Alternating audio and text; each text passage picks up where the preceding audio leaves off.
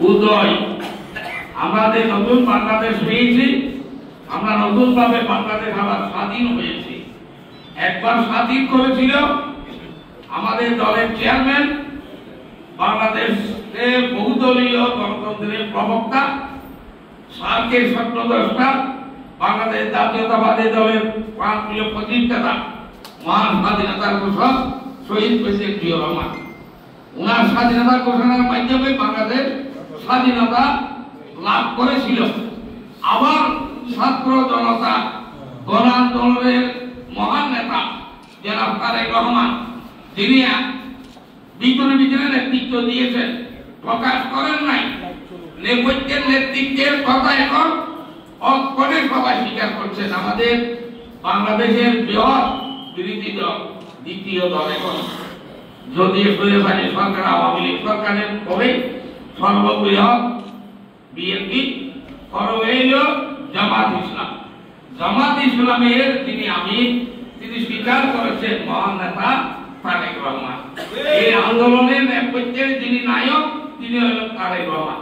সেই তারেক রহমানের নেতৃত্বে 5ই আগস্ট নতুন বাংলাদেশে আমরা স্বপ্ন বুনেছি, স্বপ্ন পেয়েছি এবং বাংলাদেশ একটি নতুন বাংলাদেশ হিসেবে আবার পৃথিবীর সকলের কাছে আবার সেটা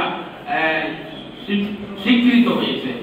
এই 5ই জুলাই কেস করণীয় করে রাখার জন্য কেন্দ্রীয় বিএনপির পক্ষ থেকে বিজয় মিছিলের আয়োজন করার জন্য প্রত্যেক উপজেলা ভিত্তিক বাংলাদেশের সাহিত্য 97টি উপজেলা, তন্মধ্যে 301টি মহানগরীর ভিতরে প্রায় 694 উপজেলাতে একই সাথে বিজয় মিছিল হবে।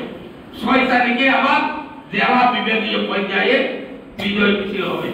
তো যাই হোক, আমরা এই বলিয়া ঐতিহ্যবাহী বলিয়া ব্রিটিশ আন্দোলনের সূতিকাটা বলিয়া, আমাদের হলিয়া শাসনের স্মৃতি বিজড়িত বলিয়া, এই বলিয়ায় শহীদ প্রেসিডেন্ট জিয়াউর রহমান স্বাধীনতা ঘোষণা করে বলিয়া থানায় এসে তিনি অবস্থান করেছিলেন।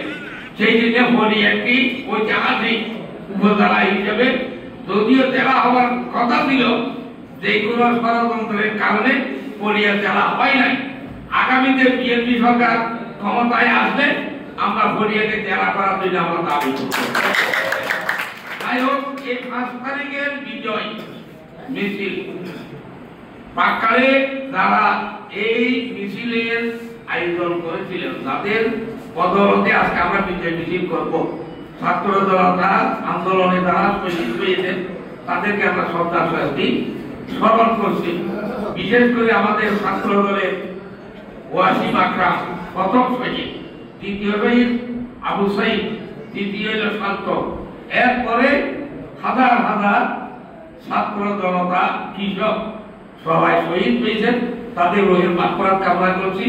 আল্লাহ রাব্বুল আলামিন তাদেরকে শহীদি দরজা দান করেন, আল্লাহর কাছে প্রার্থনা করি। বিশেষ করে যারা আহত অবস্থায় আছেন, তারা যেন সুস্থতা দান করেন, আল্লাহ যেন তাদেরকে তাড়াতাড়ি সুস্থতা দান করে আমাদের মাঝে আবার ফিরিয়ে দেন, আল্লাহর কাছে সেটাই আমরা প্রার্থনা করি। আমি একটা কথা বলতে চাই, বলিয়া ঐতিহাসিক একটি বলিয়া, এই বলিয়ার আমরা গণমিছিল অনেক করেছি।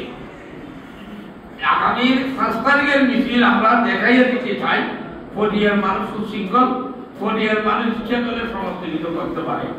আমার একটা পরামর্শ থাকবে, আমরা সব মিছিল বিভিন্ন জায়গা থেকে আসবে, সবাই ইন্দোর ফলের মোড়ে এসে গোল করে ভিডিও করবেন, ভিডিও করে তারপরে এখানে ঢুকবেন। তারপর একটা একটা যখন সব আসি যাবে, আমরা এখান থেকে পুরো রাস্তায় চলে যাব। আমরা রাস্তায় যারা জেলার নেতৃবৃন্দ, উপজেলার নেতৃবৃন্দ, এক সারিতে যদি 15 জন হয় 15 জন, দ্বিতীয় সারিতে আবার সিনিয়র না তার 15 জন। এটা আমি একটা সিদ্ধান্ত নিয়েছি, বড় একটা রশি নেব, রশি দুই দিকে রশি যদি থাকবে, সামনে একটা পিছনে একটা রশি থাকবে। তারপর আমাদের যারা ছাত্র দল, যুব দল, স্বেচ্ছাসেবক দল আছে, তাদের থেকে আমরা একটা টিম করব। সেই টিমের দায়িত্ব হবে সামনে, মাঝে, মিডলে, এরপরে পিছনে। একেবারে পিছনে 10 জন নেতা থাকে। আমাদের সিনিয়র দরকার হলে আমিও চলে যাব, আমিও পিছনে চলে যাব। পিছনের সামনে শুরু হবে, শুরু থেকে শেষ, যেখানে শেষ হবে সেখান থেকে শেষ করে আমরা 2 একজন 4 জন 5 জন 10 সিনিয়র নেতা আমরা রিক্সা করে আমার সামনে